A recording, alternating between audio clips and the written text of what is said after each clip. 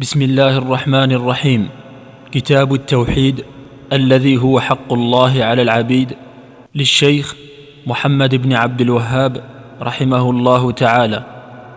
قال رحمه الله: بسم الله الرحمن الرحيم. كتاب التوحيد. وقول الله تعالى: وما خلقت الجن والإنس إلا ليعبدون. وقوله: ولقد بعثنا في كل أمة رسولا أن اعبدوا الله واجتنبوا الطاغوت، الآية. وقوله تعالى: قل تعالوا أتل ما حرم ربكم عليكم ألا تشركوا به شيئا، إلى قوله: وأن هذا صراطي مستقيما فاتبعوه، الآية. وقوله: وقضى ربك ألا تعبدوا إلا إياه وبالوالدين إحسانا، الآية. وقوله تعالى: واعبدوا الله ولا تشركوا به شيئا وبالوالدين إحسانا، الآية.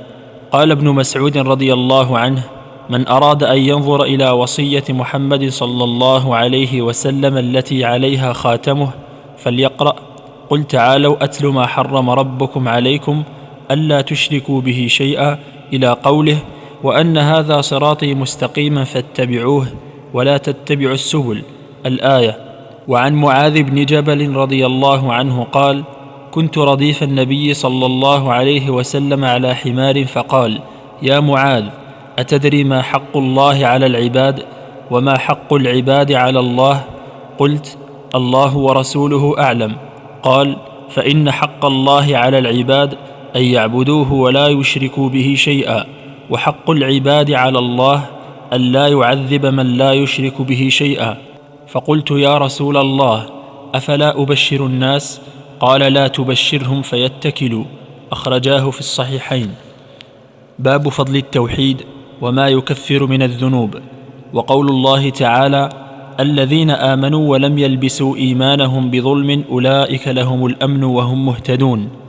عن عبادة بن الصامت رضي الله عنه قال: قال رسول الله صلى الله عليه وسلم: من شهد أن لا إله إلا الله وحده لا شريك له، وأن محمدا عبده ورسوله، وأن عيسى عبد الله ورسوله، وكلمته ألقاها إلى مريم وروح منه، والجنة حق والنار حق، أدخله الله الجنة على ما كان من العمل.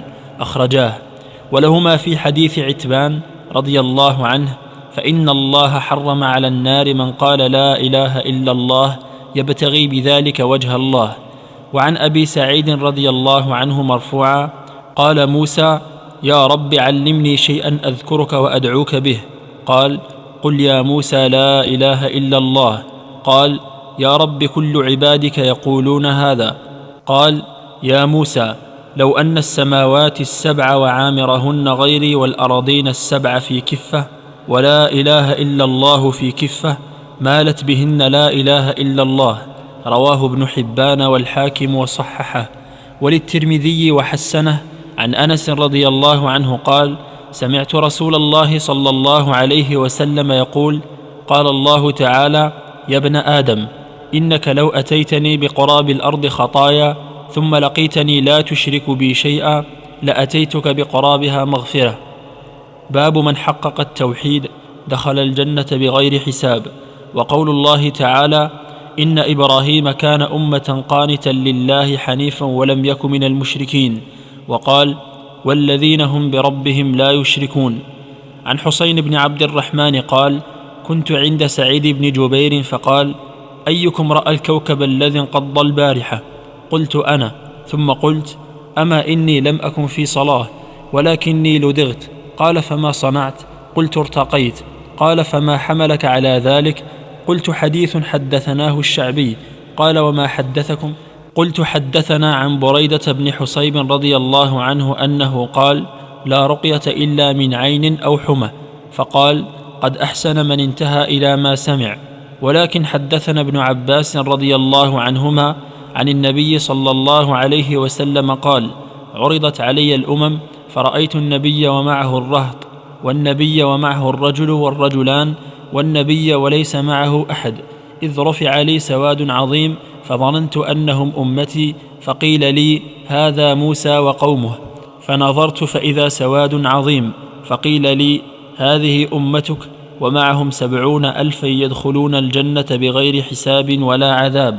ثم نهض فدخل منزله، فخاض الناس في أولئك، فقال بعضهم: لعلهم الذين صحبوا رسول الله صلى الله عليه وسلم. وقال بعضهم: فلعلهم الذين ولدوا في الإسلام ولم يشركوا بالله شيئا، وذكروا أشياء. فخرج عليهم رسول الله صلى الله عليه وسلم فأخبروه، فقال: هم الذين لا يسترقون ولا يكتوون ولا يتطيرون وعلى ربهم يتوكلون. فقام عكاشة بن محصن فقال: ادعوا الله أن يجعلني منهم.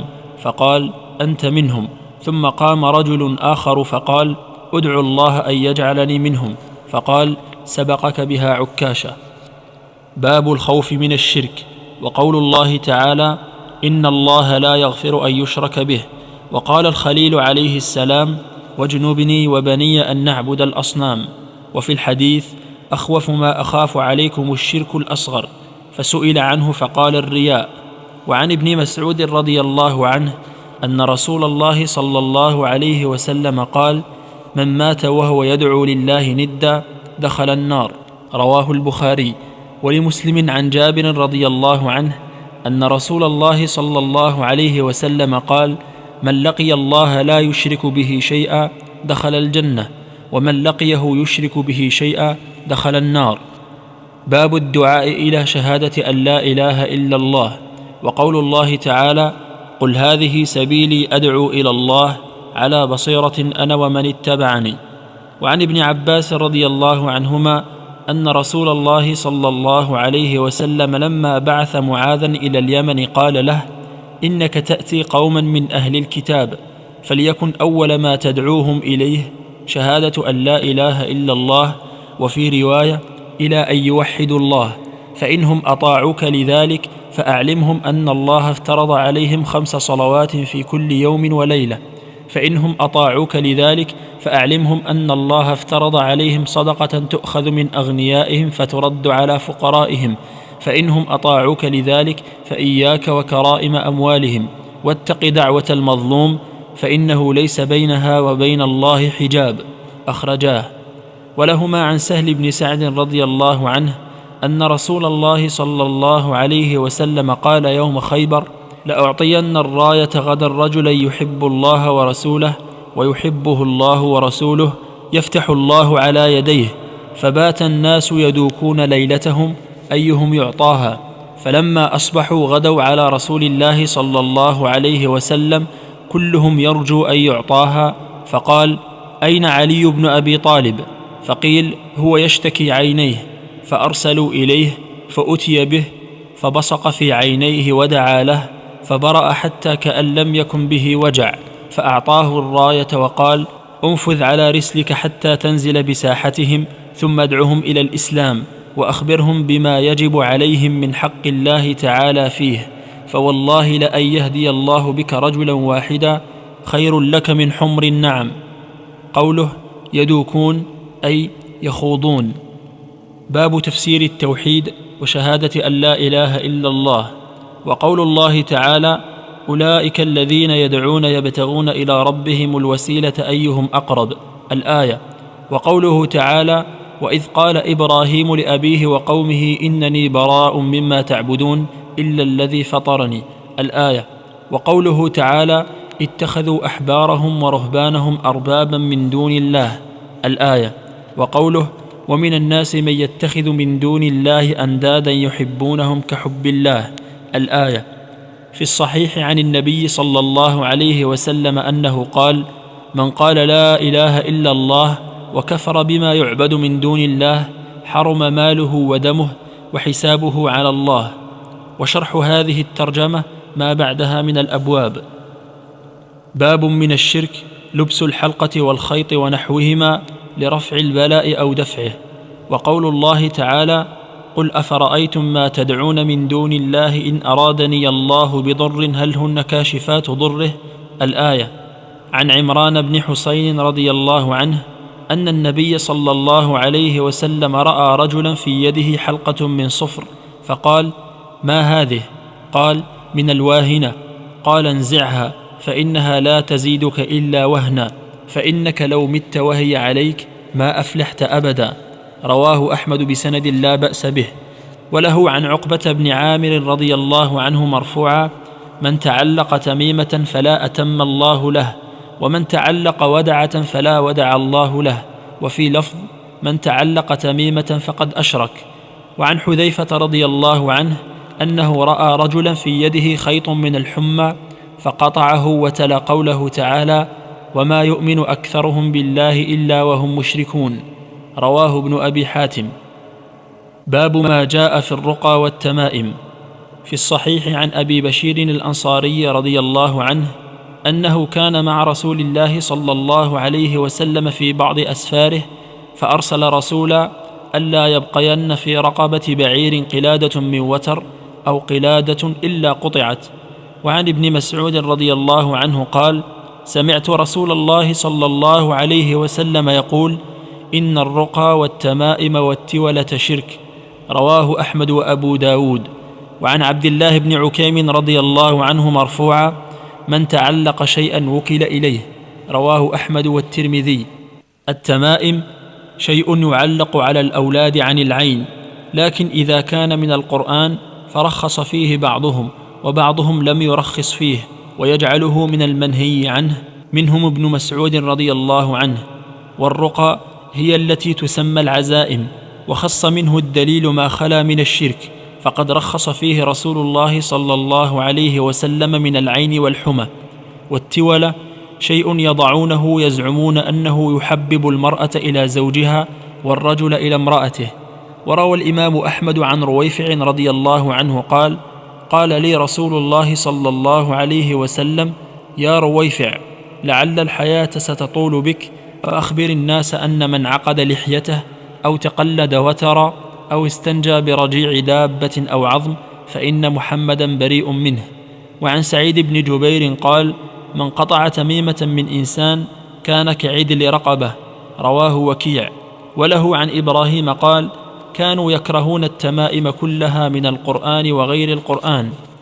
باب من تبرك بشجرة أو حجر ونحوهما. وقول الله تعالى: أفرأيتم اللات والعزى، الآيات.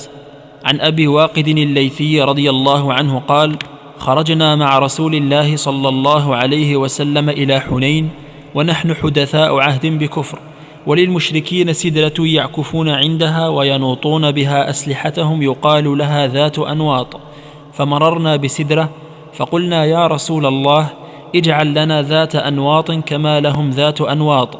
فقال رسول الله صلى الله عليه وسلم: الله أكبر، إنها السنن. قلتم: والذي نفسي بيده، كما قالت بنو إسرائيل لموسى: اجعل لنا إلها كما لهم آلهة. قال: إنكم قوم تجهلون، لتركبن سنن من كان قبلكم. رواه الترمذي وصححه. باب ما جاء في الذبح لغير الله. وقول الله تعالى: قل إن صلاتي ونسكي ومحياي ومماتي لله رب العالمين لا شريك له، الآية. وقوله: فصل لربك وانحر. عن علي رضي الله عنه قال: حدثني رسول الله صلى الله عليه وسلم ب4 كلمات: لعن الله من ذبح لغير الله، لعن الله من لعن والديه، لعن الله من آوى محدثا، لعن الله من غير منار الأرض. رواه مسلم. وعن طارق بن شهاب أن رسول الله صلى الله عليه وسلم قال: دخل الجنة رجل في ذباب، ودخل النار رجل في ذباب. قالوا: وكيف ذلك يا رسول الله؟ قال: مر رجلان على قوم لهم صنم لا يجوزه أحد حتى يقرب له شيئا، فقالوا لأحدهما: قرب. قال: ليس عندي شيء أقرب. قالوا له: قرب ولو ذبابا. فقرب ذبابا، فخلوا سبيله فدخل النار. وقالوا للآخر: قرب. قال: ما كنت لأقرب لأحد شيئا دون الله عز وجل، فضربوا عنقه فدخل الجنة. رواه أحمد. باب لا يذبح لله بمكان يذبح فيه لغير الله. وقول الله تعالى: لا تقم فيه أبدا، الآية.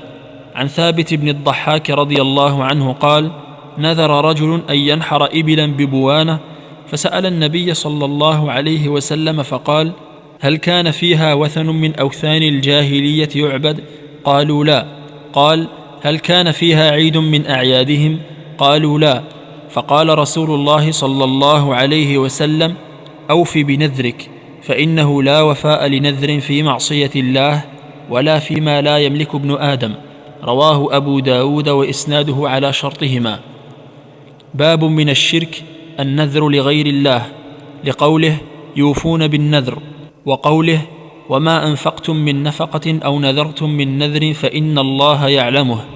وفي الصحيح عن عائشة رضي الله عنها أن رسول الله صلى الله عليه وسلم قال: من نذر أن يطيع الله فليطعه، ومن نذر أن يعصي الله فلا يعصه. باب من الشرك الاستعاذة بغير الله، وقوله تعالى: وأنه كان رجال من الإنس يعوذون برجال من الجن، الآية. عن خولة بنت حكيم رضي الله عنها قالت: سمعت رسول الله صلى الله عليه وسلم يقول: من نزل منزلا فقال: أعوذ بكلمات الله التامات من شر ما خلق، لم يضره شيء حتى يرتحل من منزله ذلك. رواه مسلم. باب من الشرك أن يستغيث بغير الله أو يدعو غيره، وقول الله تعالى: ولا تدع من دون الله ما لا ينفعك ولا يضرك، فإن فعلت فإنك إذا من الظالمين، وإن يمسسك الله بضر فلا كاشف له إلا هو، الآية. وقوله: فابتغوا عند الله الرزق واعبدوه، الآية. وقوله: ومن أضل ممن يدعو من دون الله من لا يستجيب له إلى يوم القيامة، الآيتين. وقوله: أمن يجيب المضطر إذا دعاه ويكشف السوء، الآية. روى الطبراني أنه كان في زمن النبي صلى الله عليه وسلم منافق يؤذي المؤمنين، فقال بعضهم: قوموا بنا نستغيث برسول الله صلى الله عليه وسلم من هذا المنافق. فقال النبي صلى الله عليه وسلم: إنه لا يستغاث بي، وإنما يستغاث بالله.